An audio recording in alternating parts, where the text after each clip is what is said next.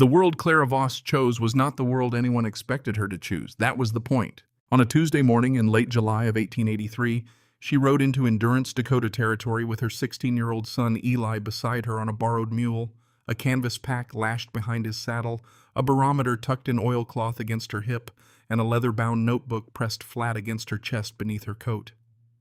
The town was exactly what she had heard it was: 400 souls clinging to the edge of a vast, indifferent prairie, the kind of place where the wind came from nowhere in particular and arrived everywhere at once.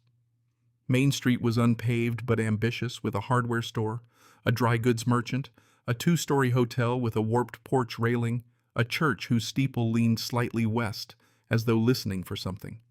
The people who watched Clara ride past did not wave. They observed. She had expected that. She had prepared for it the same way she prepared for everything, by studying it, first imagining its shape, then deciding not to let it matter. The land office sat at the north end of Main Street, a squat building of raw timber that smelled of pine resin and old paper. Mayor Aldous Pratt kept his office in the back behind a partition wall, and he was a man who wore his authority the way some men wore their best coat, a little too tight, a little too warm for the season. He was perhaps 55, with a gray mustache that he kept precisely trimmed and hands that had not done field work in a long time. When Clara walked in and unfolded her surveying notes on his desk, he looked at the papers before he looked at her, which told her something useful about him immediately. She pointed to the lot without preamble. 3 kilometers north of town, up against the limestone bluff, the parcel nobody had filed on in 3 years of open settlement. The land register showed it as 65 acres classified as non-arable poor, grazing with a notation in the margin that read, "Large Cavity North Face." That notation was the reason Clara had ridden 2 days through open grassland to stand in this office. Pratt studied the map for a long moment. When he finally looked up, his expression carried the particular patience of a man who believed he already knew the ending. "That's the rock lot, Mrs. Voss. Nothing grows on it worth cutting. The cave entrance faces the bluff wall, catches no weather worth mentioning, and the ground around it won't take a plow blade more than 3 inches deep." He folded his hands. "I say this not to discourage you, but because I watched 2 families file on parcels near there in '81, and neither one lasted a season. The land simply doesn't cooperate." Clara kept her voice even. "I'm not planning to plow it." Pratt blinked. "Then what are you planning?" She drew the notebook from inside her coat. Henry's notebook. She had carried it so long that the leather had conformed to the curve of her ribs, leaving a faint impression. She only noticed when she set it down. She opened it to a page near the middle where her late husband's handwriting ran in careful columns of observation. Temperature readings, rock composition, compass bearings, notes on wind behavior around elevated terrain. She turned it so Pratt could see. He leaned forward, squinting at the numbers without touching the page. "My husband surveyed this territory for the Northern Pacific Railroad for 8 years, Clara said. "He made these notes in the summer of 1879, when the survey line came within 4 miles of Endurance. He recorded the cave's interior temperature at 54 degrees Fahrenheit in July. He came back in November of the same year and recorded it again, 54 degrees. She let that settle. "The rock faces south-southeast. The cave mouth is 12 feet wide and 40 feet deep. The bluff above it deflects the prevailing northwest wind completely. Henry wrote that if a person were willing to build inside the cavity rather than beside it, they would have the most thermally stable dwelling in the Dakota Territory." Pratt stared at the notebook.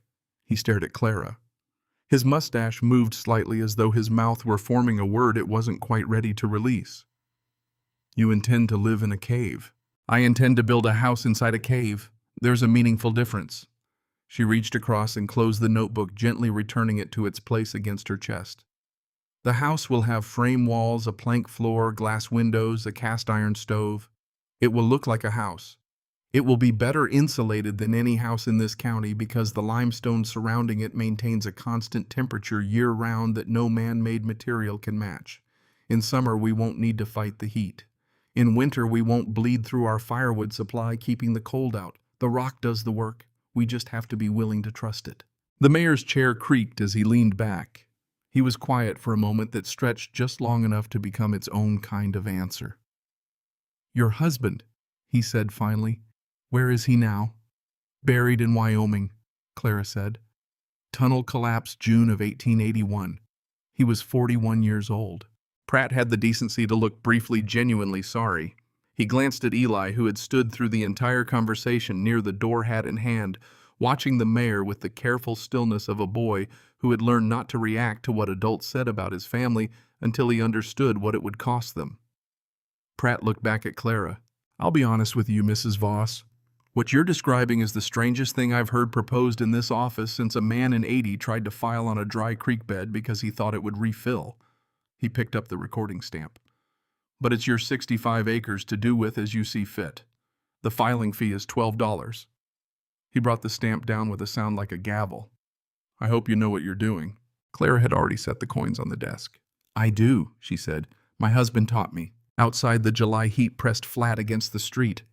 Eli fell into step beside her without speaking, which was his way. He had her husband's economy of movement, that same quality of saving words for moments that actually required them. They walked to where Copper stood tied at the rail. The horse was a bay gelding 12 years old, steady-tempered to a degree that bordered on philosophical, and Clara rested her hand on his neck for a moment before untying him. "Well?" Eli asked. "We have our land." He nodded once. That was sufficient. They rode north out of town along the track that passed for a road, and the limestone bluff revealed itself gradually, the way landscape always did on the prairie, not dramatically but accumulating, adding detail with each quarter mile, until suddenly it was simply there, a wall of pale stone 60 feet high, its face striated with the compressed memory of ancient seabeds. The cave mouth was exactly as Henry had drawn it, a wide, low arch in the southern face of the bluff, sheltered above by a natural overhang that extended 8 feet out from the rock. Clara dismounted and walked inside. The temperature change was immediate. Not dramatic, not cold, simply still. The air inside the cave held none of the day's accumulated heat. It tasted faintly of mineral, of time, of the specific silence that belongs to places where sound goes to become something else. Clara walked to the back of the main chamber 30 feet in and held her hand against the limestone wall. Cool. Perfectly, constantly cool. She opened Henry's notebook to the page she had already memorized and read his final notation about this place. "The rock remembers what the air forgets. Whatever is built here will outlast the builder." She closed the notebook. Eli stood at the cave mouth, looking out at the prairie spreading south and west, gold in the afternoon light, immense and without apology. "This is it," Clara said. "It's a cave," Eli said. "It's the safest place in the territory." He looked at the walls, the ceiling, the pale light filtering in from the south-facing entrance. He was 16 and practical, not a dreamer, not prone to sentiment. He walked the perimeter of the chamber, pressing his hand against the rock the way his mother had, measuring with his eyes. Then he turned back. "We'll need to level the floor before we can pour a foundation." Clara allowed herself something that wasn't quite a smile but occupied the same emotional territory. "Your father would have said the same thing first." The first thing Clara bought in Endurance was the barometer. This was not an afterthought, not a luxury. It was the first item on the list she had written before leaving Wyoming, because Henry had taught her that a surveyor reads the earth with instruments, not intuition, and the barometer was the instrument that read the sky. She purchased it from the hardware merchant, a German-born man named Schaefer, who seemed mildly surprised that the buyer knew exactly what she wanted and why. She hung it inside the cave at a fixed point on the eastern wall at the same height as her sternum, and she read it every morning at 6 o'clock the same way another woman might read a letter. Numbers didn't lie the way skies did. Skies could look benign for hours before they stopped pretending. The construction began in the first week of August, when the heat was still punishing on the open prairie. Inside the cave, working in the natural cool, Clara laid out the footprint of the cabin with string lines and stakes.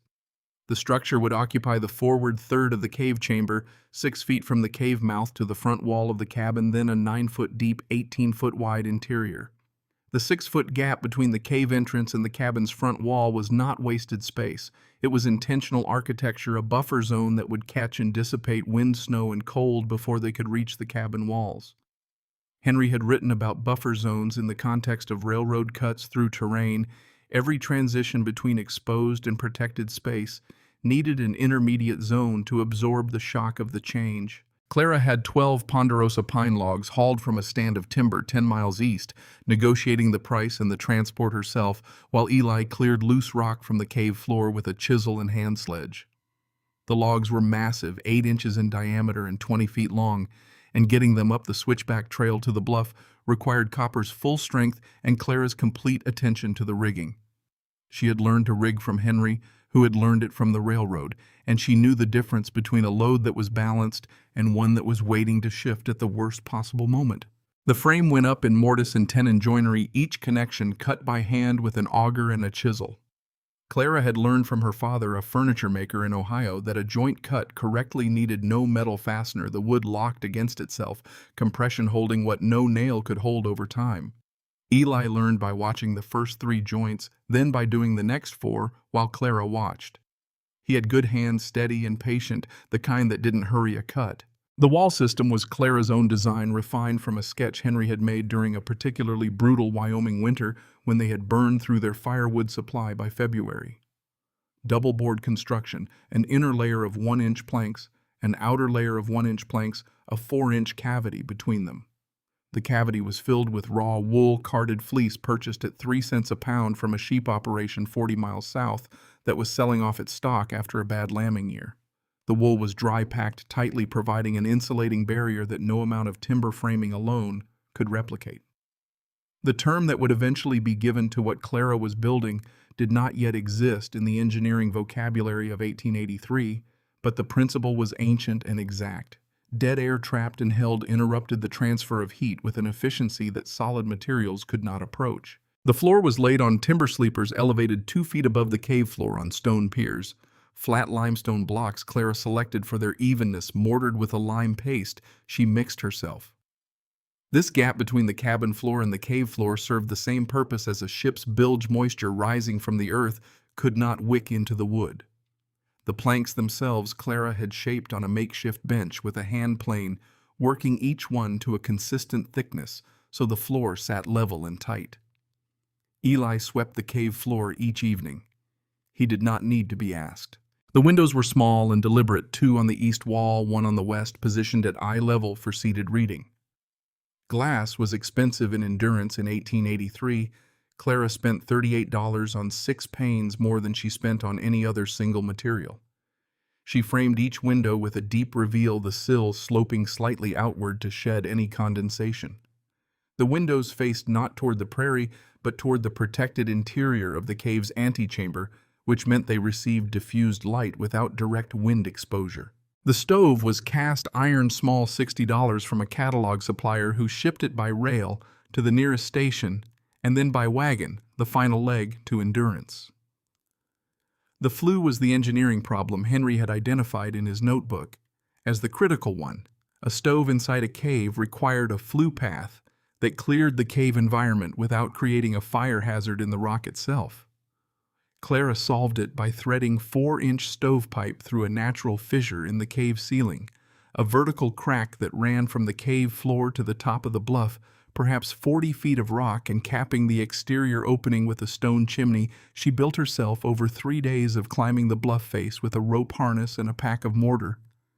The draft it created was exceptional, the natural stack effect of 40 feet of heated air rising through cool rock, pulled smoke up and out with a consistency no brick chimney in town could match. And the interior surface of the fissure, constantly cooled by the surrounding limestone, prevented creosote buildup. The animal quarters occupied the rear third of the cave, 3 stalls built of rough-cut timber, 1 for Copper, 2 for the milk cow, and the pair of goats Clara intended to acquire before the first snow. She dug the root cellar last, cutting into a softer vein of the limestone at the cave's deepest point, with a pick and a long chisel, carving a chamber 4 feet square and 6 feet deep. At that depth, the temperature held at 45 degrees Fahrenheit year-round, ideal for vegetables, preserved goods, the butter and cheese the cow would eventually produce. The total cost of the project, including the land filing fee, the logs, the glass, the stove, the wool, the hardware, and the food supplies consumed during construction, came to just under $200. Clara had budgeted $220. People from Endurance came on Sundays. This became a pattern within a month of construction beginning, and Clara noticed it the same way she noticed everything, without particular judgment, but with careful attention to what it told her. They came in small groups, at first 2 or 3 people standing at the base of the bluff trail, watching her work from a distance. Then the groups grew. By September they came in family clusters, the men hanging back while their wives came closer, the children running ahead to peer into the cave mouth until called back. They watched Clara work the mortise joints. They watched Eli hoist logs into position with the block and tackle rigged to a rock anchor. They watched, and they said nothing to Clara directly, but she heard them as she worked because voices carry oddly inside stone. She's going to put a stove in there and burn herself up. The rock will sweat in the summer. Everything inside will rot. I give it until Christmas. The man who established the formal vocabulary of skepticism was Harlan Cobb, and he did it on a Saturday afternoon in the 3rd week of August, which was not technically Sunday, but which Cobb clearly felt entitled him to the same viewing rights. He arrived on a gray stallion that cost more than most families' annual income, its tack polished to a mirror, and he sat the animal at the top of the bluff trail with the particular ease of a man who had never once in his adult life been required to dismount first. Cobb was perhaps 50 broad through the shoulder, with a face that had been weathered by Dakota winters into something that resembled authority, whether or not it was. He owned the largest ranch in the county, 12,000 acres, 400 head, a 2-story frame house with glass in every window, and a barn that locals described with involuntary reverence. The barn had cost $15,000, and Cobb mentioned this the way some men mention Scripture, as a thing beyond argument. "Thornton had a place like this once," Cobb said, loud enough to carry to where Clara was working. "Tried to live in a dugout over on the Vermilion, lost everything in the spring thaw when the creek came up, drowned his stock." He looked at the cave mouth the way a judge looks at evidence he has already decided how to interpret. "At least you've got rock instead of dirt. Gives it another week before you see the problem." Clara was mortising a joint in the east wall framing. She did not stop her work. She did not look up. "What problem would that be, Mr. Cobb?" "The cold comes up through the floor. No amount of frame construction stops ground cold in January. You'll be sleeping in your coat by December." "The floor is elevated on piers," Clara said.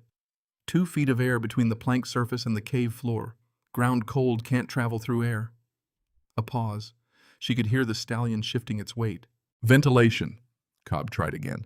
"A sealed cave will kill you with your own air.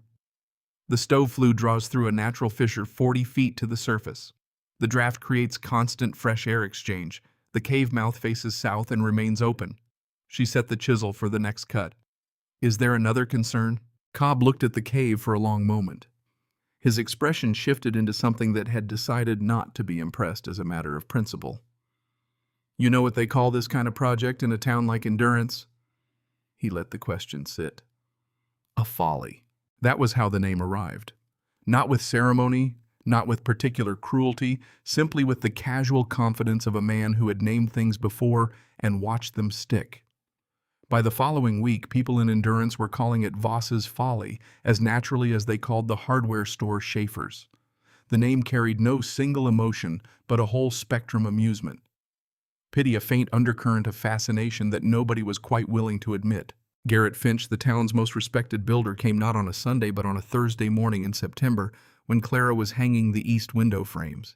He came without the stallion and without the audience. Just Finch himself, a lean man of 52 with careful eyes and a habit of tilting his head slightly when he examined structure as though the angle improved his judgment. He had built more houses in Endurance than anyone, and they were good houses by the standards of the territory, square-cut timber framing, tight joinery, proper footings dug below the frost line. He knew his craft, which was exactly why his opinion carried weight. He walked the perimeter of the cabin frame in silence. He examined the mortise joints, pressing his fingers into the wood with the professional intimacy of a physician checking pulse. He looked at the wool insulation before Clara had closed in the outer wall layer, pulling a pinch of it out and turning it between his fingers, then pressing it back. He looked at the flue path, craning his neck to see the fissure above the stove location. He looked at the floor piers. "Foundations on bedrock," he said finally. "No settlement. That part's sound." He paused. "But you've got no give anywhere in the structure. Bedrock doesn't yield. If the wood moves with moisture, the joints will rack." "The wool keeps the interior humidity stable," Clara said. "Wood doesn't move if the humidity doesn't change." The cave maintains consistent moisture levels year-round. It doesn't swing from wet to dry the way above-ground structures do. Finch absorbed this. He tilted his head the other way. The flue path through the rock fissure. That's asking for a chimney fire if there's any buildup. The fissure walls are constantly cooled by the surrounding limestone mass. Creosote formation requires sustained heat at the flue surface. The rock dissipates that heat before it can accumulate. She had worked this calculation from Henry's notes on industrial flue design, cross-referenced with the temperature differential she had measured in the fissure herself. I've also designed the firebox for clean combustion dry hardwood, only small loads, high flame temperature, low creosote production at the source. Finch was quiet for a long time. He looked at the notebook in her hand. She held it always when she was explaining the technical elements, not reading from it, but drawing confidence from its proximity. "Your husband's work?" he asked. "His observations, my applications." He nodded slowly, less in agreement than in the recognition that he had run out of structural objections that she couldn't answer. "I've built 40 houses in this territory, Mrs. Voss." His voice was not unkind, but it carried the specific weight of experience that hasn't yet been forced to update itself. "I've seen what works on this prairie. A square structure on a level lot with a good roof pitch to shed snow and a fieldstone foundation to anchor it. That's what survives here. Not because it's the cleverest idea, but because we know it works." "You know it works in the years you've tried it," Clara said. "You don't yet know how it performs in the worst year this prairie can produce." Finch had no answer to that. He put his hat back on and walked down the bluff trail, and Clara watched him go, then turned back to her window frame. Nora Shelby came the following Sunday as part of the crowd, but she came with a notepad. She was the school teacher, 38 years old, educated at a normal school in Illinois, and she had the school teacher's particular confidence in the power of categorization. Things were either appropriate to their context or they were not. And a woman building a house in a cave in the Dakota Territory in 1883 was definitionally not. She did not speak to Clara. She spoke to the group around her, which was worse.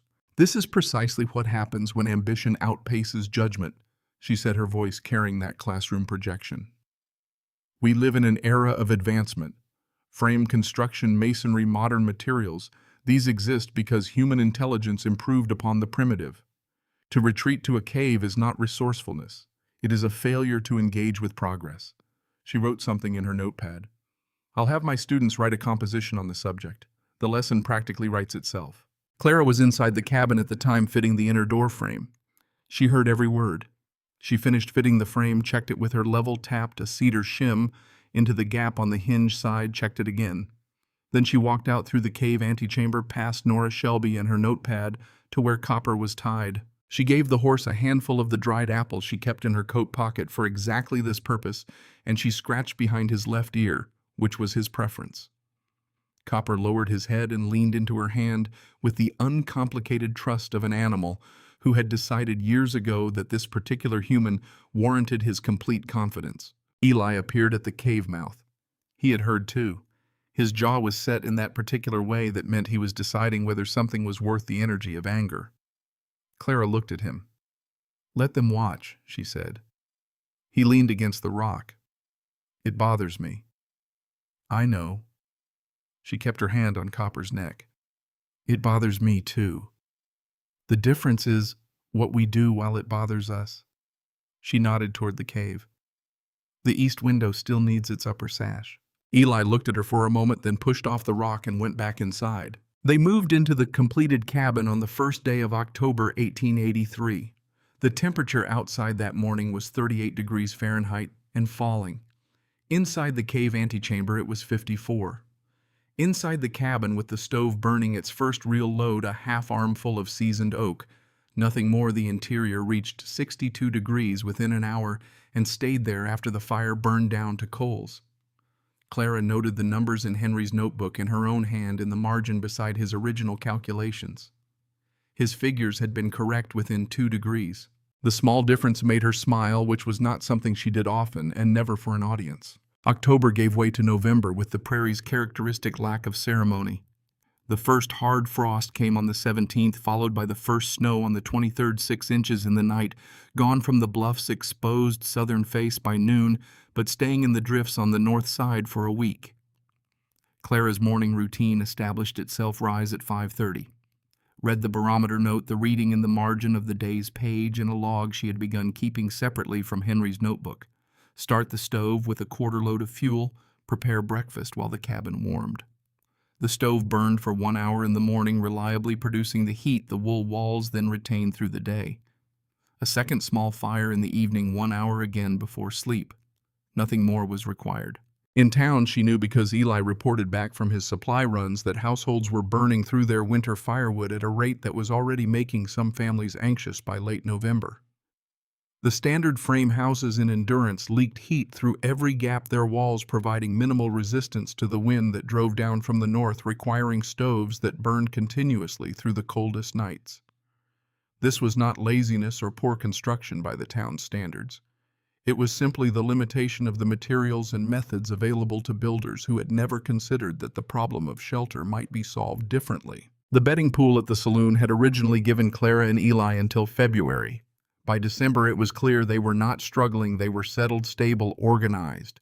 The bet evolved not whether they would give up, but whether they would admit the difficulties they surely must be having.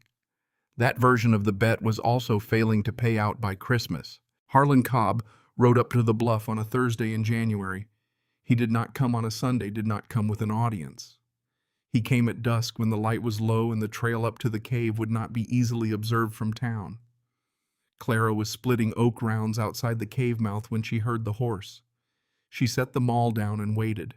Cobb dismounted, which she noted because he had not done so in August, and tied his horse to the iron ring she had set into the bluff face for exactly that purpose. He pulled his coat tighter against the cold and stood at the entrance to the antechamber, looking in at the cabin's lit window. "Smells like a real house," he said. "It is a real house." Clara picked up the maul again, set another round on the splitting block.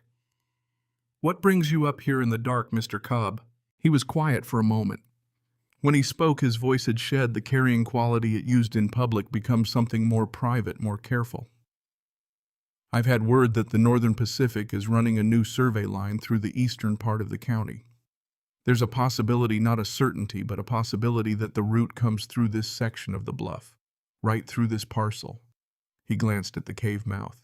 "The railroad pays well for right-of-way." Clara split the oak round cleanly. She set the two halves aside. "And I'd like to acquire this parcel before the survey results are public." He named a figure 3 times the appraised value of the land. "It's a fair offer, Mrs. Voss. More than fair, given that nobody else in this county would give you $50 for 65 acres of rock." Clara set a new round on the block. She looked at Cobb for a long moment, not with anger, not with surprise, but with the particular attention of a woman who was filing information away for future reference. "My husband died surveying for the Northern Pacific, Mr. Cobb." Her voice was level. "He is buried in Wyoming because a tunnel he designed collapsed before the safety shoring was complete, because the company needed the line open by a certain date. I have his notebook. I have 8 years of his observations in this territory. This cave is where those observations led." She split the round. "I'm not selling the land." Cobb's jaw tightened. He was a man accustomed to negotiation as a form of theater where the first refusal was simply stage direction. "I could go higher." "You could." She stacked the split wood against the cave wall. "But I wouldn't go higher either. This land isn't for sale, not at any price." He stood in the entrance for another moment, and something shifted in his expression. Not dramatically, not obviously, but Clara noticed it, the way she noticed the barometer's small movements. A tightening, a recalibration, a decision being made at a temperature she could not quite read. He replaced his hat, untied his horse, mounted in the dark. "Good evening, Mrs. Voss." She watched him ride down the trail until the darkness absorbed him. Then she brought the last armful of split oak inside, checked the barometer steady, no significant movement, and added a single piece of wood to the stove before bed. Eli was already asleep. Copper stood in his stall without moving. The goats had settled. Outside the cave, the prairie wind moved over the stone above them with a sound like breathing. Clara opened Henry's notebook to the last page. He had written the entry about this cave, and she read his final line again. "The rock remembers what the air forgets." She did not write anything beside it. She closed the notebook and set it on the shelf above the stove where it always lived. She did not sleep for a long time. She lay in the dark and listened to the wind failing to find them, and she thought about the look on Cobb's face as he rode away, and she understood with the quiet certainty of a woman who had spent 8 years reading terrain that Harlan Cobb had not accepted her answer. He had only rescheduled his intentions. Whatever he had decided in the dark at the bottom of the bluff trail would come back in a different form at a moment of his choosing, and Clara would need to be ready for that the same way she was ready for everything, by having already thought it through before it arrived. The barometer on the eastern wall had not moved. For now, that was enough. The first week of February arrived with a stillness that fooled people who hadn't learned to read the prairie silences. The cold was there. It was always there in February. In Dakota Territory, a condition of existence rather than a weather event. But the wind had dropped, the sky had gone a pale, bleached blue, the kind that looked like clarity, but was actually the light being pressed flat by something enormous moving in from the northwest. Clara had seen that color of sky twice before in her life, once in Wyoming in the winter of 1879, once in the Kansas border country the following year. Both times it had preceded something that rewrote the landscape for weeks afterward. She read the barometer at 6 in the morning on February 8th, with the same unhurried attention she brought to it every day. But what she found made her read it again, pressing her finger against the glass, as if physical contact would confirm what the needle was already telling her. The pressure had dropped 0.4 of an inch overnight. In her separate log, the steepest single-session drop she had recorded since arriving in Endurance was 1/10. She stood in front of the instrument for a full minute, running the arithmetic of what she was seeing against everything Henry had taught her about pressure gradient and storm approach speed. Then she went to the cave mouth. The birds were gone. Not migrated, not roosted, gone, with the sudden completeness of creatures obeying a signal too low frequency for human ears. The air tasted of iron. On the western horizon below the bleached sky, there was a color that had no clean name in English, yellowish, grayish, bruised the shade of old damage. It was moving, though it didn't look like it was moving, which was the most dangerous thing about it. She saddled Copper before Eli was fully awake, moving through the familiar sequence of buckles without needing to see them in the pre-dawn dark, and she rode into Endurance at a pace that was not quite a canter, but communicated urgency to anyone paying attention. The town was already stirring at 7 in the morning, the hardware store's stove visible through the window. Smoke from a dozen chimneys moving straight up in the still air, which was itself information that people trained to notice things would recognize as wrong. Garrett Finch was at the lumber yard on the south end of Main Street supervising the unloading of a delivery wagon. Clara brought Copper to a stop at the yard's edge. Finch looked up and she saw his eyes move from her face to the western sky before she spoke. "A major storm is coming," Clara said, her voice carrying enough but not performing. "The worst I've seen signs for. The barometer dropped 0.4 overnight. I've never seen movement that fast. The bird absence started at dawn. That color on the horizon is not cloud cover, it's ground-level ice vapor moving ahead of a pressure wall." She paused. "You should bring your family somewhere reinforced before noon. Check your roof connections. Bring in anything loose from the yard." Finch looked at the sky for a long moment. He was not a stupid man, she had known that from the September visit, but he was a man whose experience formed the ceiling of what he was willing to believe a common condition that only catastrophe cures. "It's winter in Dakota Territory, Mrs. Voss. The sky looks like that half the weeks in February." He turned back to the wagon. "Your barometer may need calibrating." Clara did not argue. She had learned from Henry, who had learned it from hard experience on survey lines, that warning a man once was obligation. Warning him twice was theater. She wheeled Copper toward the center of town. Mayor Aldous Pratt was outside the post office sorting the morning's mailbag with the methodical patience of a man who believed that regular procedure was a form of protection against irregular events. Clara stopped Copper beside him. She said what she had said to Finch with the same controlled specificity, the same absence of drama. Pratt listened with the expression of a man who was genuinely uncertain whether what he was hearing was expertise or eccentricity. And in the Dakota Territory of 1883, those two categories were not always easy to separate. "I appreciate the concern," Pratt said. He looked at the sky, then at Clara, then at the mailbag. I'll mention it to folks when they come in for their mail. Mention it before that, Clara said. There may not be time after. She rode to 3 more locations. The dry goods store, the schoolhouse where Nora Shelby was already setting up the morning slate boards, the edge of the residential area where the families with young children lived in the smallest, least insulated houses. At each stop, she gave the same information in the same measured voice, watching the same graduated skepticism receive it. At the schoolhouse, Nora looked up from the slate board with the particular expression of someone whose professional authority is being questioned in their own domain. If there were a storm of the magnitude you're describing, Nora said precisely, the territorial weather observers at Bismarck would have issued a warning through the railroad telegraph. The pressure event is moving faster than telegraph reports travel, Clara said. By the time Bismarck's observers see what I'm seeing, it will already be here. Nora turned back to the slate.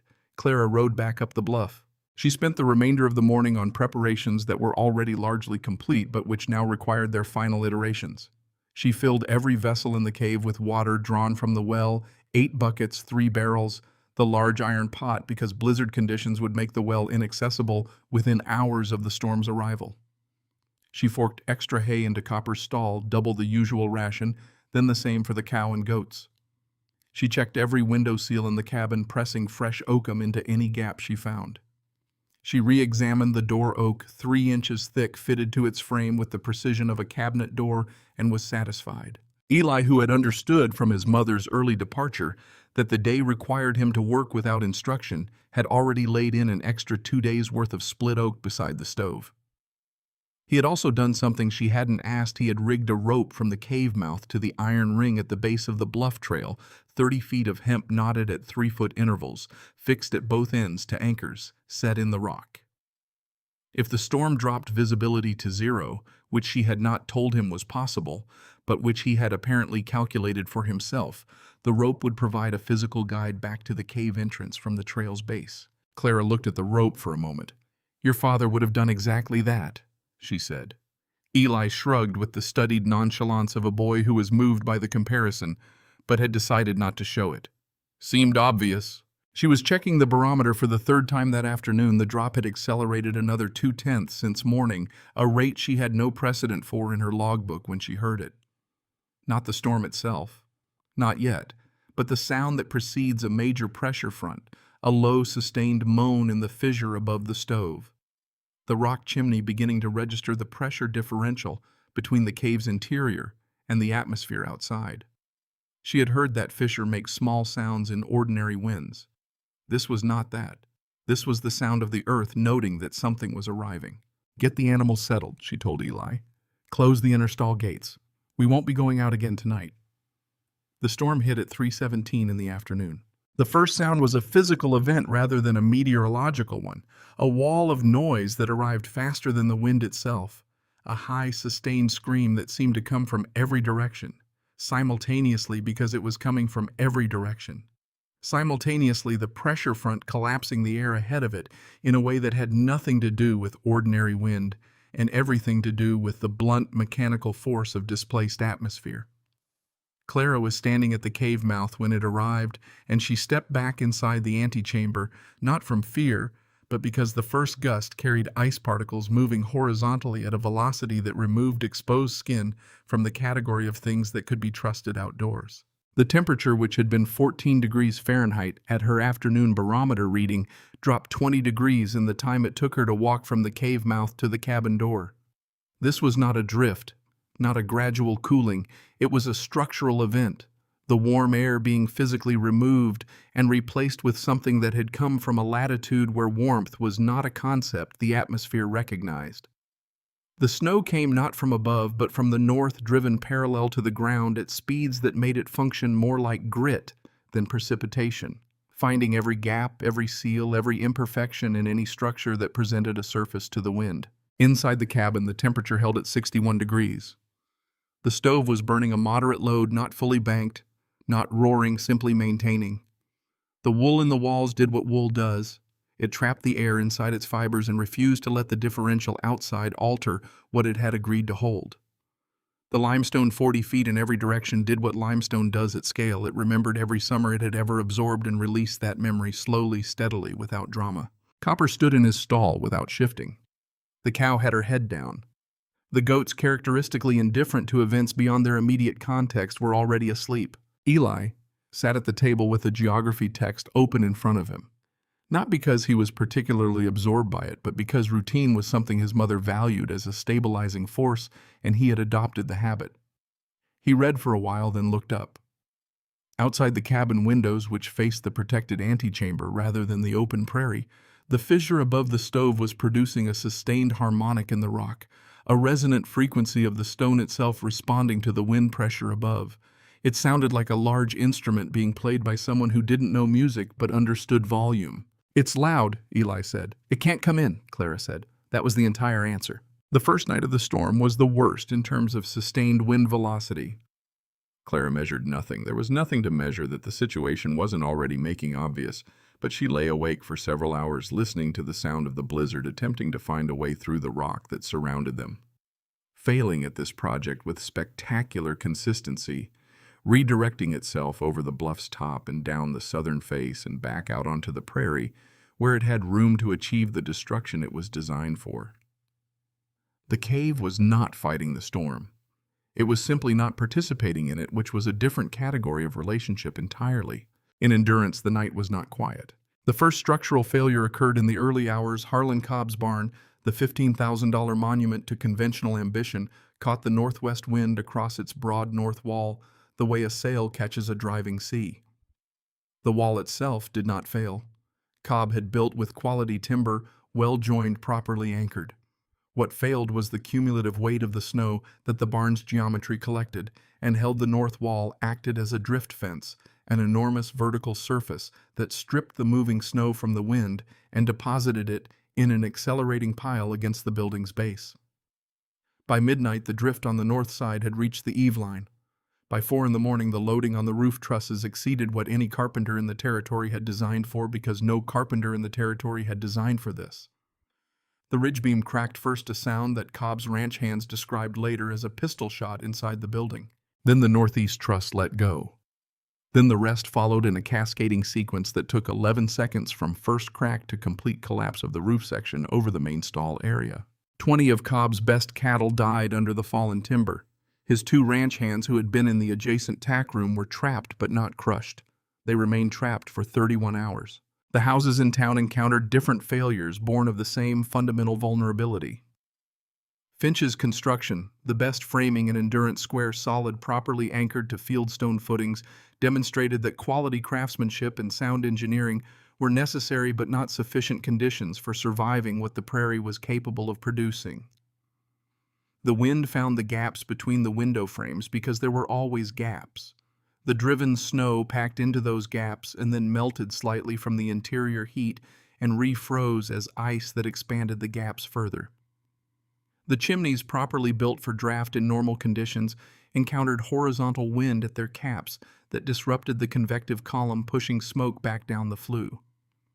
Finch's family closed the stove damper and opened it at intervals through the night, getting heat when they could, enduring smoke when they couldn't, sleeping in rotating shifts, so someone was always managing the stove. On the second day, the wind shifted slightly from northwest to north-northwest, which changed the drift patterns enough to begin burying doors. The Shelby house lost its front door access by midday of day 2. The drift had packed to the level of the door's upper hinge by noon, then above it by 2 in the afternoon. Nora Shelby was inside with 3 of her students who had been overtaken by the storm's speed during the morning session and had not been able to return home. They had food for perhaps 2 days if rationed carefully. They had heat as long as the firewood held and the chimney cooperated, both of which were becoming conditional propositions. Mayor Pratt's situation was simpler.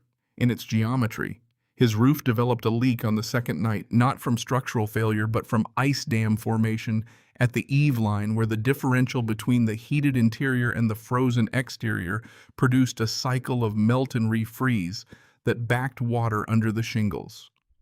By the third morning, he had water coming through the ceiling in 2 rooms, freezing as it came, and the section of ceiling above his bedroom had developed a creak that he had the intelligence to recognize as a warning. Clara knew none of this as it happened. She knew the storm continued. The fissure told her that the sustained harmonic of pressurized stone but she could not see beyond the cave mouth where the snow drove past in a horizontal white curtain that had no readable depth to it, no texture, no reference point. Visibility was a concept that had temporarily ceased to apply. She maintained the cabin temperature, maintained the animals, maintained the routine of meals at regular hours, maintained the logbook in which she noted the time, the stove load, the interior temperature, the behavior of the animals, anything measurable. Routine was not comfort in any simple sense. It was data. It was evidence that time was passing and the structure around them was performing as calculated. On the third evening, Eli set his geography text down, and his voice when he spoke was quiet in a way that meant the question had been accumulating for some time. "Do you think they're all right in town?" Clara considered the honest answer and gave it. "I think some of them are having a hard time. Should we have—" He stopped. "I warned them," Clara said. "That was what was ours to do." She looked at the notebook on the shelf. "Your father warned the site foreman in Wyoming 3 times about the shoring. The foreman had 15 years of experience and a deadline." She let the sentence complete itself in the air between them. Being right is not the same as being able to make someone else right. Eli was quiet for a long time after that. He was not satisfied by the answer she could see that in the set of his shoulders, but he recognized it as true, which was a different kind of satisfaction, and one that took longer to settle. On the 4th night, the storm found its second wind.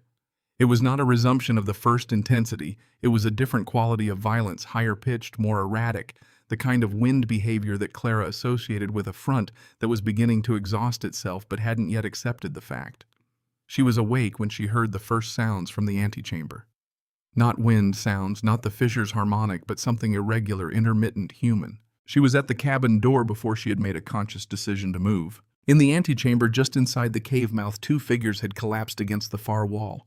They were so covered in snow and ice that their shapes were wrong, rounded where human shapes are angular, white where human shapes have color.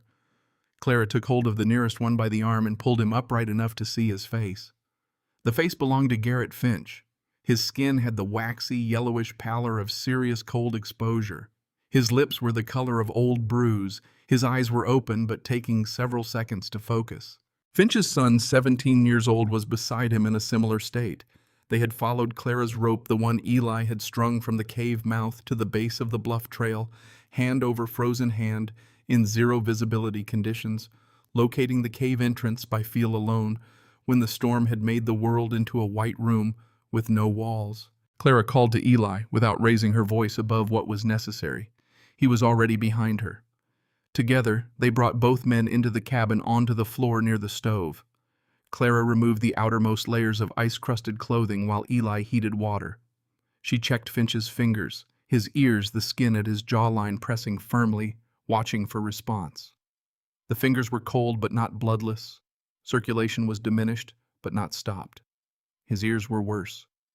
She packed warm, damp cloth against them and held it there. Finch's son came around faster than his father. Youth metabolizes crisis more efficiently. He sat up after 20 minutes, shaking, and looked around the cabin with the eyes of someone arriving in a country he had no map for. When Finch was able to hold a cup, Eli gave him broth that had been warming on the stove since morning. Finch's hand shook badly enough that he held the cup in both of them, pressing the warmth against his palms. His eyes moved around the cabin, the neat interior, the warm stove, the temperature that the wool-packed walls were holding with perfect indifference to what was happening outside. He looked at the stone walls of the cave beyond the cabin's window glass. He looked at Clara, who was sitting across from him watching his color return. Finch's voice, when it found itself, was barely above the sound the fissure was making. "My wife," his throat catching on the word, "the younger children. The chimney's backed up. We had smoke in every room by yesterday morning. Margaret took the children to the east room with blankets." He stopped. "I don't know if the roof held through last night." Clara looked at Eli. He was already getting his coat. "Not yet," she said to him. "Not in this." The wind outside the cave was still performing its work with the methodical commitment of something that did not get tired. "We wait for first light. If there's any reduction in wind, we go." Eli sat back down. He did not like the answer. Clara noted this, not the displeasure which was predictable, but the way he held it, not as a child who wanted what he wanted, but as someone who was learning what it cost to make a decision that someone else had to live with. That was not a small thing. That was what experience was made of. Through the remainder of that night, Finch's son slept on the cabin floor wrapped in 2 wool blankets. Finch sat upright near the stove, unable to sleep, watching the stove's firebox window with the focused attention of a man who needed something small to manage because the large things were beyond his reach. Clara sat at the table with the logbook open, writing down what she observed: time, temperature, condition of the 2 new occupants, behavior of the animals. Copper had accepted the situation without comment. The goats were awake. The cow was indifferent. After a long time, Finch spoke without looking away from the stove. "I've been building in this territory for 20 years. His voice was the voice of a man revising something fundamental, which is not a comfortable sound. "I built Harlan Cobb's barn. I built the schoolhouse. I built the hotel." He paused. "I told you your foundation had no give. That bedrock wasn't proper footing for a frame structure." He turned his head and looked at her directly. "I was measuring your building against what I knew how to build, not against what the Prairie was capable of doing." Clara let the silence hold for a moment before she answered. "My husband made the same distinction in his surveying work. He said the railroad men kept designing tunnels for the mountain they expected instead of the mountain they had." Finch looked at the notebook on the shelf. "He wrote all of it down. Everything he learned, yes. It took me 2 years after he died to understand all of it. Some of it I'm still working out." She closed the logbook. "The cave wasn't his idea. It was his observation. The idea was mine." Finch absorbed this with the expression of a man filing a correction in a ledger he'd been keeping for a long time. He did not apologize. The moment was not right for apology. That was a daylight transaction requiring full recovery and the witness of one's own humility in its proper light. What he did instead was ask a question, and the question was the better thing. "The wool in the walls, what weight of fill per linear foot?" Clara told him. He filed it away behind his eyes with the focused economy of a craftsman who has just been given information he intends to use. The 5th day brought Mayor Pratt. He arrived in the late morning, following the rope the way Finch had, half carrying a woman from 3 houses down who had been attempting to reach the doctor's office when the reduced visibility trapped her in the open. Pratt's face was marked on the left cheek with the dark stippling of cold injury, not deep frostbite, but the lesser damage that comes from hours of exposure below the threshold of what the skin was designed to tolerate. He sat down in the antechamber and did not speak for several minutes, and in those minutes he was not a mayor. He was simply a cold man in a warm place, trying to remember the sequence of events that had led him here.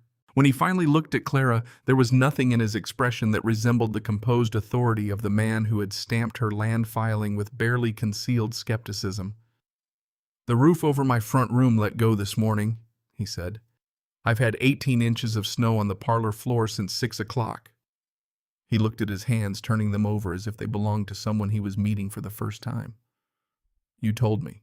"I told you what I saw," Clara said. "I didn't know the roof would fail." "You knew something was going to fail." He looked up. "I thought you were frightened. I thought you were the kind of person who frightens easily and builds in caves because the open prairie scares them." He said it with the full accountability of a man who understood he was describing his own error precisely, sparing himself nothing. "I was measuring you against the wrong scale." Clara gave him dry socks from the supply she had laid in. She had laid in extra socks the way she had laid in extra water because the end uses of crisis were often small. Then she went to the cave mouth and looked at the sky. The wind had dropped 3 or 4 degrees in intensity. Not calm, nothing about the next several days would be calm, but reduced from a thing that would kill you in minutes to a thing that would kill you in longer, which was the narrow margin that made rescue possible. Nora Shelby arrived on day 5's afternoon, leading the 3 students by a rope she had tied between them like a guideline, moving through the reduced visibility with the absolute focus of a person who has decided that competence is the only thing standing between her charge's lives. 2 of the students were 11 years old. 1 was 9. All 3 were ambulatory, none seriously injured, all profoundly cold and somewhat dehydrated. Nora herself was in better condition than Clara had expected. She had rationed the food, carefully maintained the East Room's temperature through the night, with methodical stove management chosen their departure window with the same precision she brought to classroom scheduling. She stood inside the antechamber for a moment, looking at the cabin, at the organized interior visible through its windows, at the stone walls of the cave surrounding everything. Her expression went through several states before settling on one that contained no remnant of the woman who had given her students compositions to write about the failure of progress. "I used your building as an example of poor judgment," Nora said. Her voice was not soft, but it was exact. "I would like to correct that record when we return to school." Clara looked at the three children who were being given hot water by Eli with the competent gentleness of a boy who had learned to take care of things by being taken care of carefully. "Start with the children," she said. "The record can wait." By the seventh morning, 27 people occupied Voss's Folly. They filled the cabin in double shifts, sleeping in rotations. The cave antechamber serving as additional living space where the temperature, while not cabin warm, maintained a consistent 40 degrees that was survivable with blankets.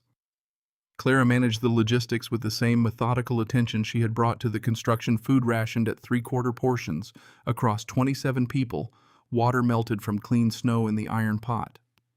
When the buckets ran low, the stove maintained at a steady moderate burn rather than a high one to extend the fuel supply. Finch, whose recovery had been substantial by the third day of his stay, became her deputy in the organizational work moving people managing space, solving the small structural problems that arose when 27 humans share a space designed for two. On the morning of the seventh day, in the hour before the storm broke, Harlan Cobb arrived. He was alone.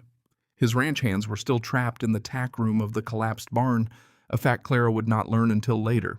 But even if they had been free to accompany him, she understood instinctively that Cobb would have come alone. He was not a man who performed his humiliations for an audience. He came up the bluff trail in the gray pre-dawn light of the storm's last morning, following the rope Eli had strung 4 days earlier, and he came without his gray stallion because the stallion was in the wreckage of the barn, alive but inaccessible. He walked. Harlan Cobb, who had not walked to anyone's property in 20 years, walked up the bluff in the failing dark of the storm's 8th day. He entered the antechamber without speaking. 26 people were visible to him through the cabin windows, through the antechamber's additional bedrolls, through the organized evidence of a structure that had held without drama, while the world outside it was being reorganized by force. He looked at all of it for a long time. Clara came to the antechamber entrance. She looked at Cobb. His coat was iced. His face was the color of exhausted stone. His hat was gone somewhere in the last miles of the blizzard. He was 61 years old, she knew, and in this moment he looked at it in a way that had nothing to do with vanity. He looked at the cabin door frame, at the mortise and tenon joints she had cut by hand, at the rope his hands had followed through the dark. His eyes moved to the logbook she held. Something passed through Cobb's expression that she had not seen on his face before. It was not guilt exactly, though guilt was part of it. It was the particular reckoning of a man who had built his life on the confidence that what he understood was sufficient, confronting the first evidence that it was not. He reached into his coat pocket with a stiff, cold hand. He pulled out a folded piece of paper. Clara recognized its dimensions before she saw its text. The legal notice his man had pinned to her cave entrance the night before the storm. The 30-day order of land use suspension. The paper was torn into 4 pieces. The edges of the tear were clean, deliberate, not anger, but decision. He held the pieces out to her. His voice, when it arrived, had the quality of something being said for the first time rather than repeated. "My barn is down. 2 of my men spent 2 days in a room the size of your stove before I could reach them. 20 head are dead." He stopped. He looked at the 26 people visible through the glass behind her. "You built the only thing in this county that did what it was supposed to do." His hand, still extended, still holding the torn paper, did not waver. "I was wrong about this land. Wrong about you. Wrong about what I tried to do with that notice." He paused once more. "I'm not asking you to forget it. I'm asking you to let me stand somewhere warm." Clara took the torn paper from his hand. She looked at the pieces for a moment, then folded them together, set them inside Henry's notebook where they fit between 2 pages of his careful handwriting, pressed the cover closed. "Come in," she said. "There's broth on the stove." The storm broke on the 8th morning the way a fever breaks, not with drama, but with a sudden exhausted stillness that felt almost loud after days of sustained violence. Clara heard it happen, or rather she heard the absence of what had been constant, the fissure above the stove going quiet for the first time in a week. The harmonic resonance of pressurized stone releasing itself into something that was merely cold rather than catastrophic. She was awake before the change completed itself, lying in the dark, listening to the silence arrive. She rose without waking anyone. 26 other people occupied every horizontal surface of the cabin interior, and the cave antechamber, sleeping in the specific, exhausted way of people who have been frightened for a long time and have only recently been given permission to stop. Cobb was in the corner of the antechamber nearest the cave entrance, sitting upright against the limestone wall with his coat pulled around him, either asleep or somewhere adjacent to it. Finch was on the cabin floor near the stove with his son beside him. Nora Shelby had arranged the 3 students against the east wall with blankets folded under them for insulation, and she had slept sitting up between them with her back against the wall, a posture that suggested she had not fully allowed herself unconsciousness even after the danger passed. Clara stepped over sleeping bodies with the practiced care of someone who had been navigating the cabin in the dark for months, reached the cave mouth, pushed aside the oilcloth she had hung there on the storm's second day to buffer the antechamber from the cold, spilling in from outside, stepped through. The world had been remade. That was the only accurate description. The prairie below the bluff was not the same prairie that had existed 8 days ago. It was a new terrain, white, sculptural, enormous in its silence. The wind had built and stripped and rebuilt the snow into forms that had no precedent in ordinary winter accumulation ridges, 15 feet high, running parallel to the northwest wind's prevailing direction, bare patches of frozen ground where the same wind had stripped everything to the earth, and in the sheltered pockets created by any vertical surface. Barn walls, house walls, fence lines. The south face of the bluff itself, drifts that reached the eaves of buildings, buried fence posts to their tops, erased the distinctions between road and field that the town of Endurance had spent years establishing. The town itself was still there. Clara could see it from the cave mouth, reduced by distance to a cluster of shapes under snow smoke, beginning to rise from one chimney, then 2, then several. The church steeple, which had already leaned slightly west before the storm, now leaned distinctly a few degrees past the margin of accident and into the territory of structural compromise. Cobb's barn was visible even at this distance as a changed silhouette. The roofline, broken, the north section collapsed into a different geometry than it had held before. She stood at the cave mouth for a long time, not calculating but simply witnessing, which was something Henry had taught her to do, before acting see first completely, without the interference of what you plan to do about it. The cold was substantial, perhaps 10 degrees Fahrenheit, a calm cold rather than a wind-driven one, which was the difference between unpleasant and survivable. The sky above was an absolute, uncomplicated blue, the kind that follows major atmospheric events, as though the storm had cleaned everything frivolous out of the air. Eli appeared beside her without sound. He had always moved quietly. The 8 days of crowded occupancy had not changed that. He looked at the valley below, at the broken barn roofline, at the buried shapes of buildings, at the single road in and out of Endurance that was now indistinguishable from the fields on either side of it. "How many?" he asked. He meant fatalities, not injuries. He had inherited Henry's directness about the arithmetic of disaster.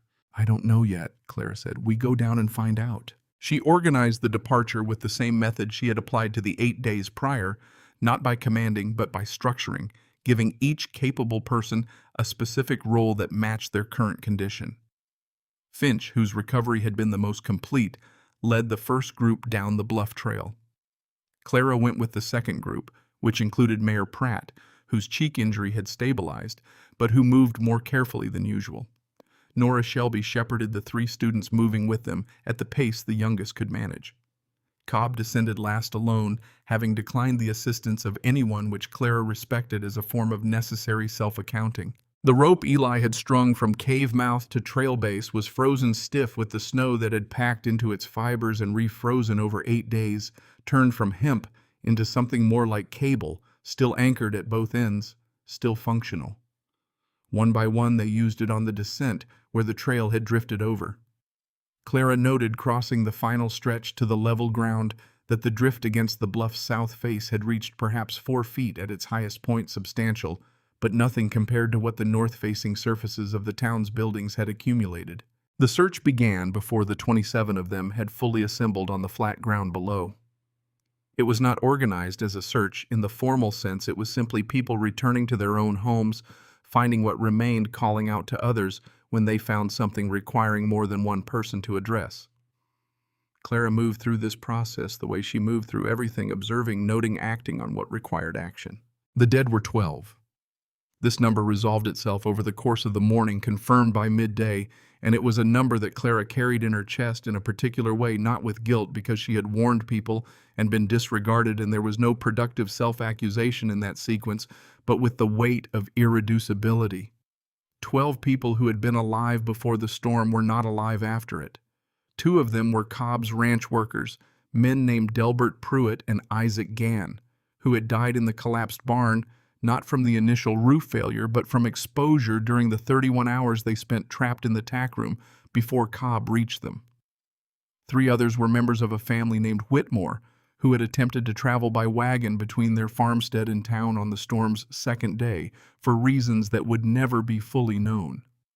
The remaining 7 were distributed across the county's outlying homesteads, people too far from town, too inadequately sheltered, too isolated to find help or be found by it. Clara noted every name in her logbook. This was not ceremony. It was record-keeping of the same order as the temperature measurements, the barometer readings, the fuel consumption tallies. The numbers meant something. The names meant more. The physical damage to endurance was extensive without being absolute. Of the 38 structures in town proper, 9 had sustained roof damage ranging from minor to catastrophic. Cobb's barn was a write-off. The timber could be salvaged. The stone foundation was sound, but the structure itself was gone. 4 houses had lost portions of their roofs. The hotel's second floor had a section of ceiling that had failed under ice dam accumulation, taking with it the room below it in a cascade of plaster timber and frozen water that had since refrozen into an impenetrable mass.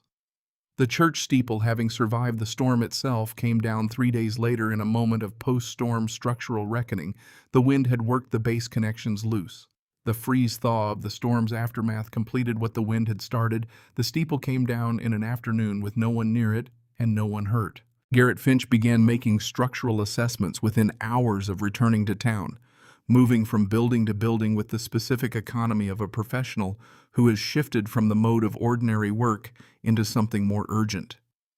He had a notebook of his own, not Henry's careful surveying log, but a builder's field book, pages of rough sketches, dimension notations, load calculations made with pencil stubs on frozen paper. Clara watched him work from a distance on the first day, then closer on the second. On the third day after the storm, Finch came to the cave at the end of the afternoon. He had been measuring something when Clara saw him last, the spacing of Cobb's barn's surviving foundation stones. But he arrived with a different question. He stood in the antechamber looking at the cabin's exterior wall with an attention that was no longer the critical assessment of September, but the focused study of someone reading a text they wished they had encountered earlier. "The wool fill," he said. His notebook was open. "You said 3 cents a pound from the sheep operation south of here. But the operation's sold out. Where would a man source it now?" Clara considered the question as the practical matter it was. There are 2 sheep ranches in the next county. Neither has sold off stock. The railhead at Yankton can bring carted wool from the eastern suppliers if the local sources don't have enough. She looked at his notebook. "How many structures are you planning?" He looked up from the page.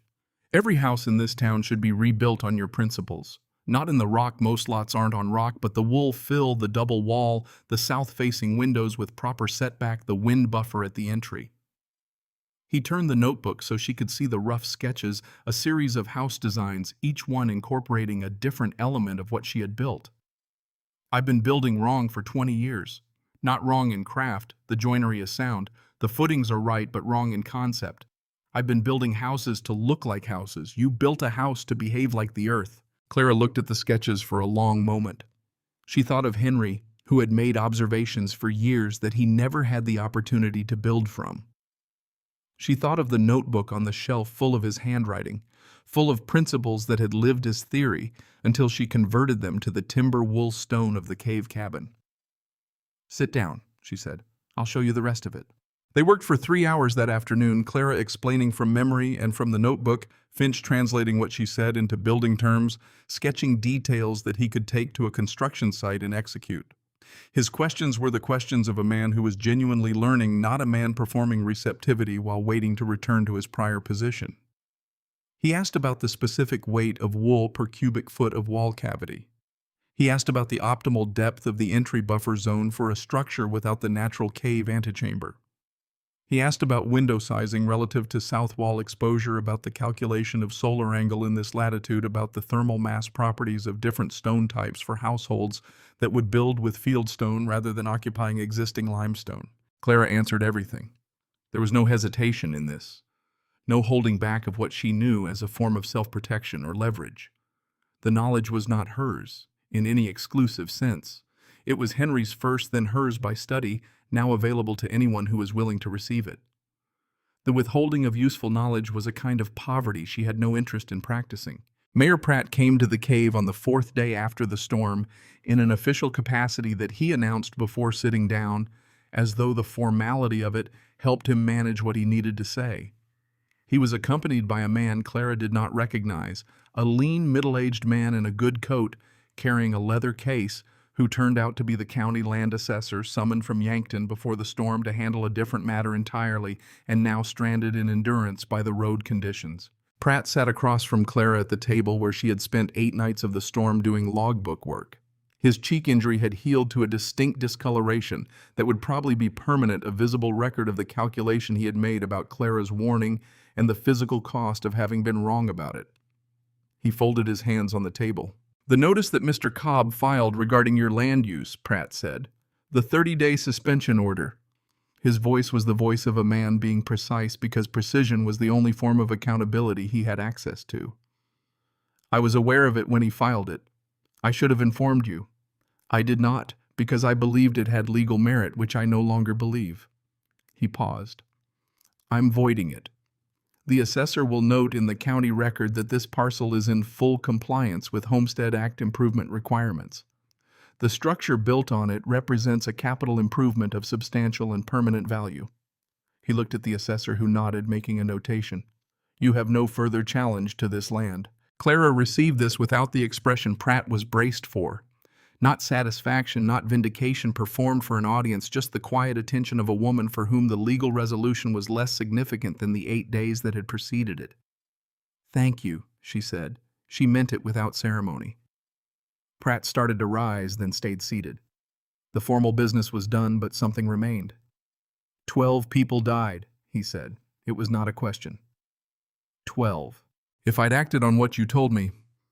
He stopped. He was not a man comfortable with the conditional tense of catastrophe, the if-then of decisions already made and unmakeable. "You would have needed everyone to act on it," Clara said. "One prepared house in a town of unprepared ones doesn't save 12 people. The issue isn't one decision, it's what the town is built to survive." She looked at the window through which the antechamber was visible in its organized functional plainness. "That's the longer problem." Pratt looked at the assessor, then back at Clara. "What would it cost," he said, "to rebuild the damaged structures on your principles? Not in caves on standard lots, standard foundations, but with the insulation methods, the entry buffers, the correct window orientation." "Ask Finch," Clara said. "He's been calculating it for 3 days." The conversation that followed among Pratt, the assessor Finch, who was summoned from his work on the hotel roof repair, the dry goods merchant, 2 of the larger landowners whose properties had sustained damage, took place over the following week in a series of meetings at the hotel's undamaged ground floor. Clara was not invited to these meetings initially, which she noted without particular rancor. Then Finch invited her because the questions kept arriving at points that required her answers. She sat in those meetings the way she sat in most situations, listening more than speaking precisely when she spoke, bringing the notebook, when the discussion required technical specificity. She watched the men in those meetings go through the process that Finch had already completed individually, the revision of their understanding of what shelter was for what it was designed to withstand, what the standard practice of their era actually protected against versus what it assumed would never come. Cobb attended one of these meetings. He came on the 3rd session, sat at the back of the room, did not speak for the first 2 hours. When he finally spoke, it was to address a question about the cost of rebuilding the barn, whether the $15,000 structure should be rebuilt to its original design or redesigned. He said without looking at anyone in particular, redesigned. Whatever Mrs. Voss recommends for the orientation. I built the original to face the road. That's why the north wall caught everything. He paused. Build it to face the weather correctly and let the road come to it. It was the first practical thing Clara had heard Cobb say in the 8 months she had known him, and it carried the specific weight of a man who has paid for a lesson with more than money. Spring came to the Dakota Territory in the way it always did, grudgingly, incrementally, the snow retreating from south-facing slopes first, while north-facing gullies held their white for weeks after the open ground had greened. By April, the roads were passable. By May, the building season had begun. Finch oversaw the reconstruction with Clara's design principles incorporated into every rebuilt structure. The double wall system was adapted for frame construction on standard lots. Inner stud wall, 4-inch wool-filled cavity, outer board wall. The whole assembly sitting on fieldstone footings that Finch dug below the frost line with the same care he had always brought to foundations. The entry buffers were simpler, covered porches facing south on every new structure positioned to break the northwest wind's approach to the main door. Window orientation was corrected in every rebuild. South-facing glass was enlarged to harvest. The winter sun's low angle, north-facing glass was minimized to reduce heat loss east and west. Windows were fitted with deep overhangs that excluded the summer sun while admitting the winter light. The cast-iron stoves that went into the rebuilt houses were smaller than the ones they replaced. This was a consequence that surprised people who hadn't done the calculation. A better insulated house required less stove to maintain comfortable temperature, which meant less fuel, which meant less expenditure on wood throughout the winter. The savings were not trivial. In a territory where firewood was a significant portion of a household's annual expense, reducing consumption by half represented money that could be directed toward seed, toward equipment, toward the marginal capital that separated a viable homestead from one that failed in its third year. Nora Shelby brought her students to the cave in May. She had written to Clara the previous week a brief formal note, the kind of handwriting that indicated the writer had composed several drafts, asking whether the class might visit for an afternoon of what she described as practical instruction in building science.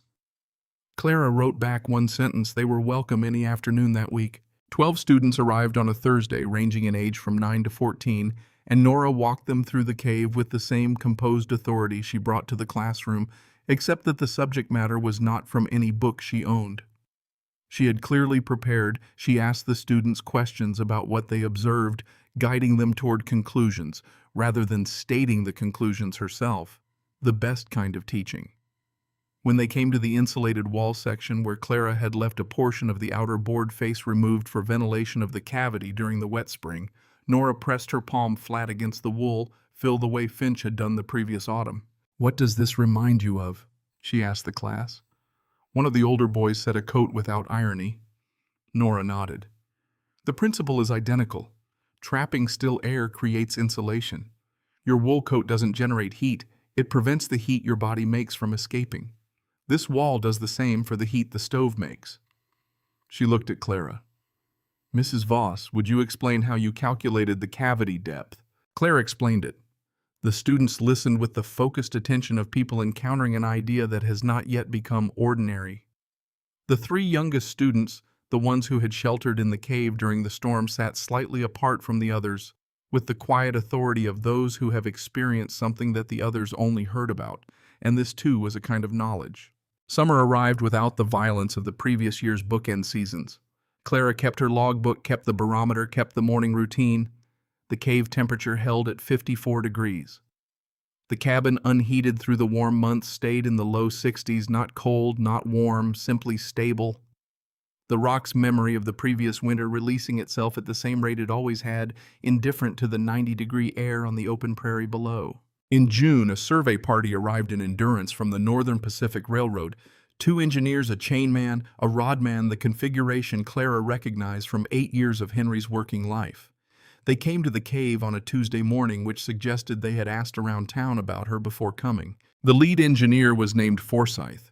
He was perhaps 45, with a sun-weathered face that indicated significant field time, the kind that created a professional respect for the landscape that purely office-based engineers sometimes lacked. He introduced himself and stated his purpose without preliminary. The survey line for the proposed branch route ran through the eastern section of Clara's parcel, approximately 40 feet from the cave entrance. The company wished to acquire a right-of-way easement. Clara offered Forsyth coffee. He accepted. She sat across from him at the same table where she had sat across from Pratt, and 8 months before that, across from Mayor Pratt, stamping her land filing. She let him explain the easement proposal completely before she spoke. "I won't sell any portion of the land," she said. "The cave is not negotiable, but I'll discuss an easement for the line's passage through the eastern slope of the parcel, which is rock ledge unsuitable for any other use." She put the coffee down.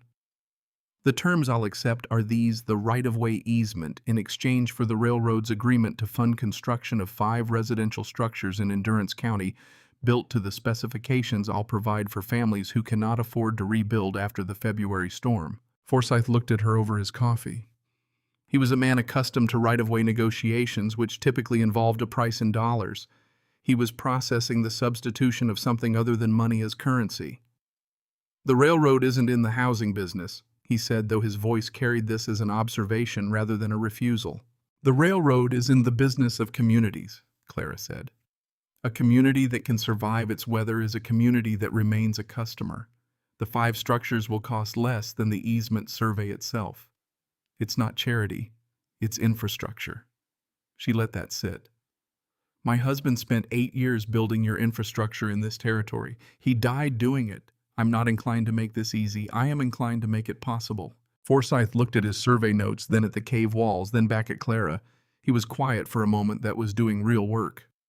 "I'll need to wire the division superintendent for authorization on the construction clause." "Wire him," Clara said. "I'll wait." The authorization came in 4 days. The easement agreement was signed the following Monday, witnessed by Mayor Pratt, who had brought the county record book for the purpose at Clara's table in the cave cabin. Forsyth signed. Clara signed. Pratt notarized. The railroad's right-of-way cut through 40 feet of eastern rock ledge close enough to the cave that the vibration of passing trains could eventually be felt as a faint tremor in the limestone. Not disruptive, Clara calculated, but present, a pulse in the rock like a distant heartbeat. The 5 houses were built that fall before the ground froze under Finch's supervision. They went up on the lots of 5 families who had lost the most in February: 2 widows, a man whose injury in the storm had left him unable to do the heavy labor of reconstruction himself, a family of 6 who had been renting in the building that lost its 2nd floor, the family of Isaac Gann, one of Cobb's workers, who had died in the collapsed barn. Each house incorporated the full Voss design: double-wall wool insulation, south orientation entry buffer, correct window placement, properly sized stove. Finch built them with the craftsmanship he had always brought to structure, augmented now by principles he had not previously applied, the 2 things together, producing houses that were the best-built structures in Endurance County. Nobody called them Voss style to Clara's face. They called them that to each other, which was how language works when respect is still learning to wear its public clothes. Eli turned 17 in October. He had grown 2 inches since the storm, which Clara attributed less to nutrition than to whatever it is that causes the body to expand when a person discovers what they are capable of. He had worked the construction season alongside Finch's crew, learning the adapted design, at the source contributing calculations that Finch verified and found correct.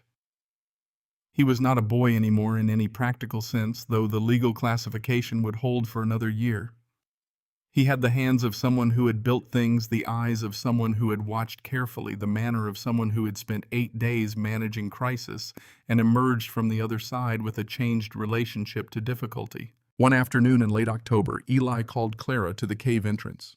He was standing at the threshold between the antechamber and the open air, looking out across the prairie toward town, his hands in his coat pockets, his posture, that specific combination of stillness that meant he was in the presence of something he wanted to look at for a while before naming. Clara stood beside him. Below Endurance was different. Not unrecognizable, the same road, the same church site where the rebuilt structure was taking shape, the same hotel, the same hardware store, but different in a way that required the eye to find before it could see. The rebuilt houses sat differently on their lots, Oriented a few degrees from the road's orthogonal geometry facing south, rather than facing the street, their entries recessed behind small covered porches that broke the northwest exposure. The new construction had a common quality that the old construction hadn't shared. It was in conversation with the landscape rather than superimposed on it. The bluff to the north, the prevailing wind, the winter sun angle, these had been consulted in the design rather than ignored. 11 structures visible from the cave entrance showed the influence. Not all of them were new. Some were modifications to existing buildings. The covered entry added the north windows, reduced the insulation, improved in the wall cavity during repair work. But the aggregate effect was of a town that had been taught something by the previous winter and had chosen to remember the lesson rather than prefer forgetting. Eli looked at this for a long time. Then he looked at Clara. "People came here from the east because they wanted a new start," he said. "But they built what they already knew. They built east. You built for here." Clara looked at her son. At the height he had added the seriousness that had come through him since February, the way Henry's economy of observation lived in the boy without being an imitation of his father. She thought of the morning in July of 1883 when she had pointed to the rock lot on Pratt's map, 8 months pregnant with a plan that she had not yet fully told anyone, not even Eli. She thought of the first night in the cave when she had read Henry's notebook entry aloud to herself in the dark because she needed to hear his voice confirm that she had understood his observations correctly. She reached into her coat, drew out the notebook, opened it to its final entry. Henry's handwriting faded slightly now from the frequency with which she had opened the book to this page. "The rock remembers what the air forgets. Whatever is built here will outlast the builder." She had read those 2 sentences perhaps 200 times in the past 15 months. She had not written anything beside them in all that time. There had been nothing she was certain enough about to add to Henry's margin, nothing that felt adequate to the company of what he had written. She took the pencil from the notebook's spine. She wrote in the margin beside Henry's final entry in her own hand in letters that were smaller than his but equally deliberate. He was right. We built it. It held. She closed the notebook. The cave behind them held its constant temperature against the cooling October air.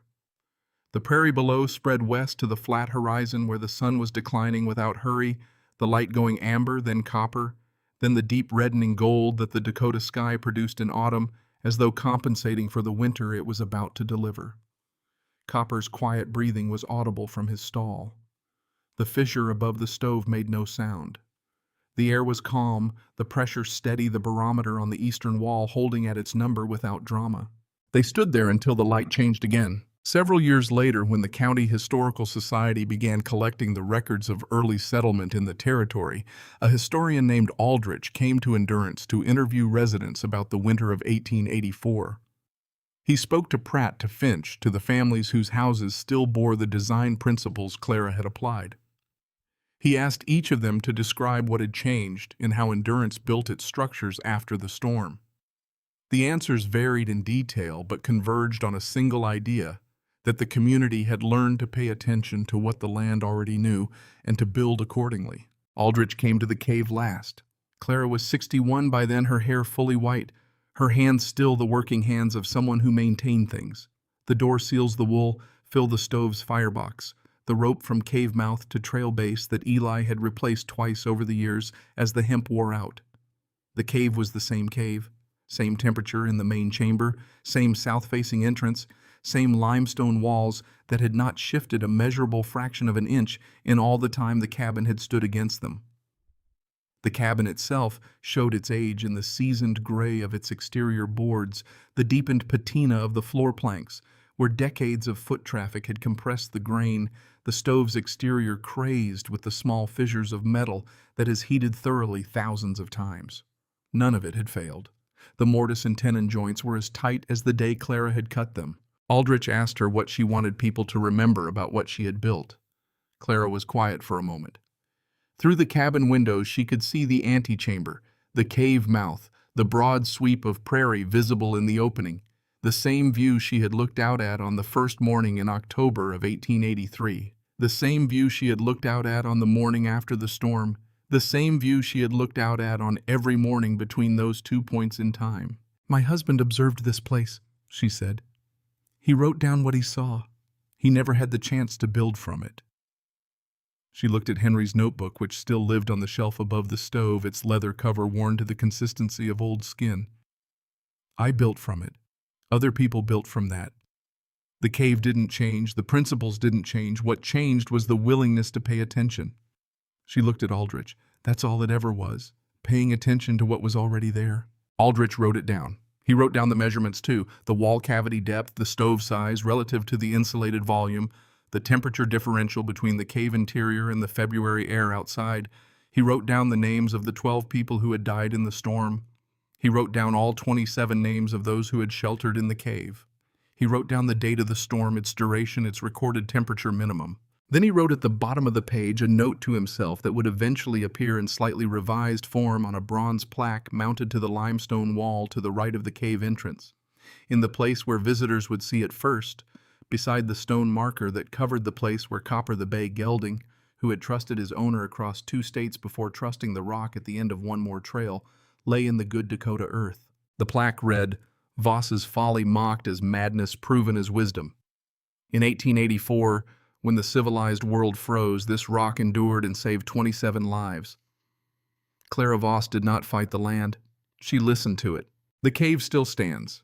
The air inside holds at 54 degrees Fahrenheit on the warmest summer afternoon the plains can produce on the coldest February morning that comes down from the north with all the authority of a continent's worth of cold behind it. The fissure above the stove location is still there, still open to the sky, 40 feet above, still capable of the draft that Clara calculated one autumn afternoon in 1883 by dropping a thread of wool into the column of air rising through the rock. It is a quiet monument, not to defiance, to attention, to the decision made once in a land office with $12 on the desk to trust what the evidence said rather than what the convention assumed. The limestone remembers. The prairie does not care what you believe about it. It only responds to what you actually build.